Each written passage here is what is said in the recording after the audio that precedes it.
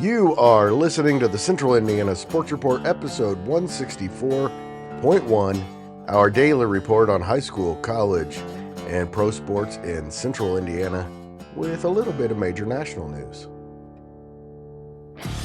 You're listening to the Central Indiana Sports Report with your host, Greg Mengelt.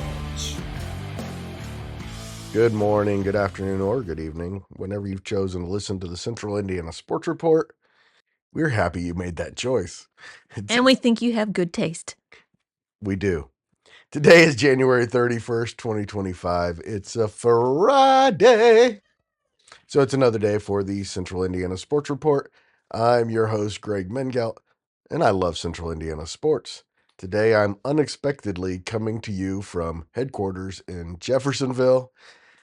I have not been feeling well at all and have come home to see the doctor. And so this might be the last podcast for a couple of days. That's possible. If it is, don't worry. I'm just healing up. With me is producer Susie. She's going to take over here in a minute. It was a historic night in Madison County girls basketball. Probably a night like never before, to be honest. Two 2,000-point scores in the same week. The first 2,000-point scorer then had a second night to remember on Thursday. We'll have all the details on that and all of our girls basketball results coming up. We'll also have a little bit of college basketball and look ahead to Friday's highlights. We know we're a little bit late today, and we will not have our boys basketball weekend preview or our wrestling sectional preview and Hanson Crafton's combat sports report preview, but we will get back to all that as soon as I can. So here is Susie with today's report.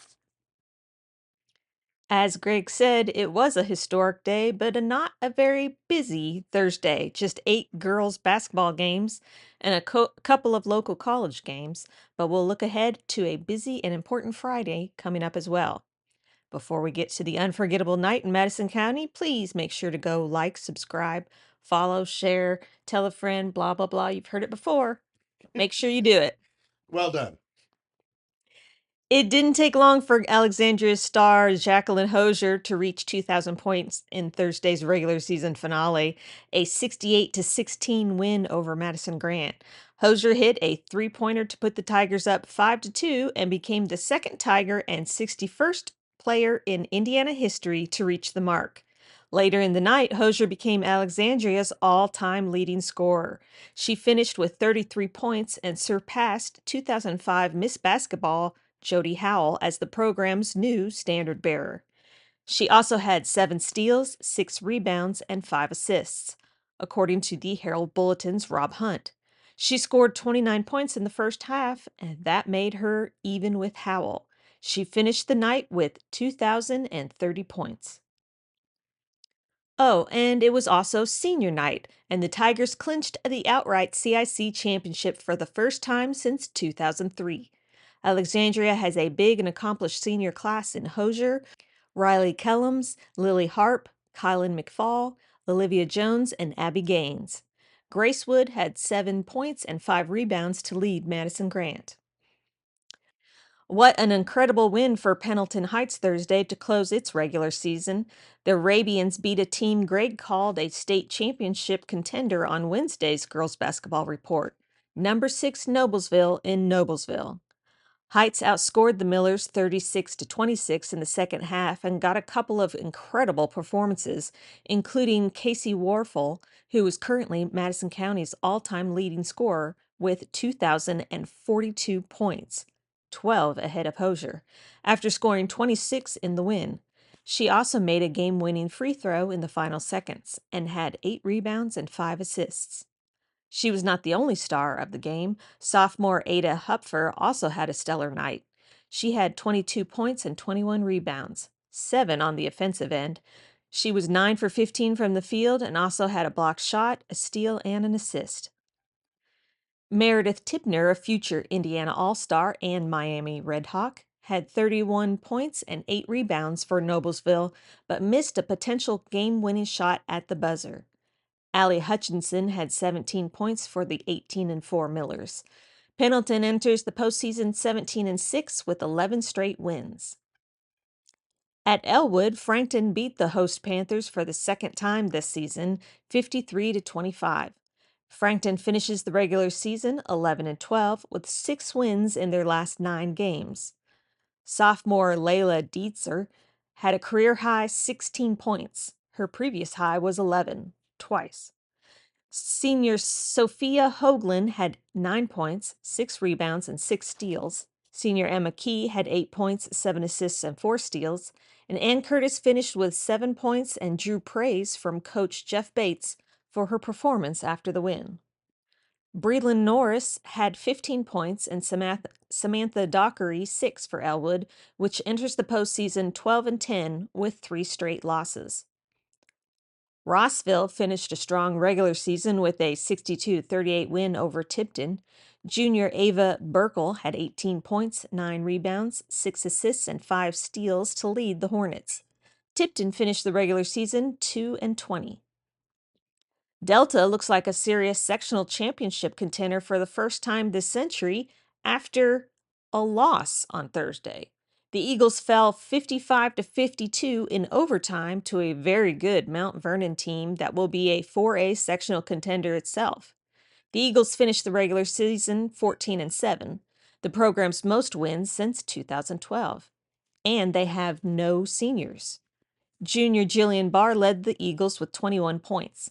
Mount Vernon freshman Zoe Wood had a game-high 29. Newcastle squeaked out a win against former NCC rival Anderson, 47-45. Heritage Christian got past Hamilton Heights, 50-33. The Eagles outscored Heights 24-9 in the second half. Senior Katie Brown scored 16 points to lead the Huskies. Heritage Christian's Riley Johnson had a game-high 17 points. And Clinton Central won its 17th game of the season, 49-10 over Eastern. The Bulldogs led 21-0 at the end of the first and 33-2 at the half. In women's college basketball, Purdue lost its 10th straight game Thursday. Nebraska outscored the Boilermakers 38-29 in the second half for a 74-68 victory at Mackey Arena. Sophomore Rashunda Jones led Purdue with 20 points, and Nebraska's Britt Prince had a game-high 23. She was 9 for 9 at the foul line. Number 9 Rio Grande came to Kokomo and beat IU Kokomo 81-71 Thursday. The Cougars led 14-8 after one quarter, before being outscored 30-15 in a pivotal second period. Junior Maya Cady from Mississinawa finished with 23, and Anna Kisner from Noblesville had 21 for IUK. Rio Grande got 23 points from Jasmine Jordan and is now 18-3 on the season and 8-1 in the River State Conference. In men's college basketball, the IUK men's drought continued Thursday with an 82-76 home loss to Rio Grande. The Wildcats have lost 4 in a row following up a 9-game winning streak. The Cougars are now 13-8. Junior Evan Krantz, a former Western star, led IUK with 18 points, and senior Max Newman and senior Dell DeMyers added 16 apiece. And now here's Greg with a look at what's coming up on Friday. Thank you, milady. I probably should be a little more professional than that. That's so stupid. It's okay. Some big games on Friday night in boys basketball and a few in girls basketball as well. Madison Grant, 5-7 Madison Grant visits 10-3 Oak Hill. Oak Hill is 4-0 in the CIC, looking to stay in the hunt. Blackford visits Eastbrook. Blackford is 10-6 on the season, 5-0 in the CIC, looks to go to 6-0 at 7-7 Eastbrook. 5-8 Franklin visits rival Elwood, which is 2-11 on the season. And also in the CIC, Alexandria, 4-11 goes to 7-7 Mississinawa. In the Central Indiana Sports Report boys basketball game of the night, it is in the Hoosier Conference where 8-6 Hamilton Heights visits 10-3 Tipton. Again, sorry we couldn't have those coaches on for you for our game of the night. It's been a not great last couple of days, so I'm looking forward to getting better and continuing to improve the podcast. Also, 6 and 7 Marion visits Anderson in a huge North Central Conference game. Marion is 2 and 1 in the conference and looking to stay in the race. Anderson has played one conference game and, of course, won that one at Lafayette Jeff. Speaking of Lafayette Jeff, they are 12 and 3, 2 and 1 in the conference, and host Kokomo, which is 12 and 4, 1 and 1 in the conference in what is a North Central Conference elimination game. Huge game in the Hoosier Heritage Conference. 11 and 3 Sheridan visits 13 and 1 Taylor. They look like they might be the two best teams in the conference. Sheridan's 5 and 1, Taylor 3 and 0. Also in the Hoosier Heritage, 9 and 7 Delphi goes to 7 and 8 Tri Central. 11 and 5 Rossville's having a nice season, goes to 5 and 7 Eastern. Pendleton Heights will try to play spoiler in the Hoosier Heritage Conference. The Arabians are 5 and 10. They go to 13 and 2 Greenfield Central, which is 5 and 0 in the conference and has Braylon Mullins averaging about 800 points a game. Also, Yorktown will get a chance to play spoiler in the conference race as well. The Tigers are also 5 and 10. They go to 14 and 2 New Pal, which is 3 and 1 in the conference.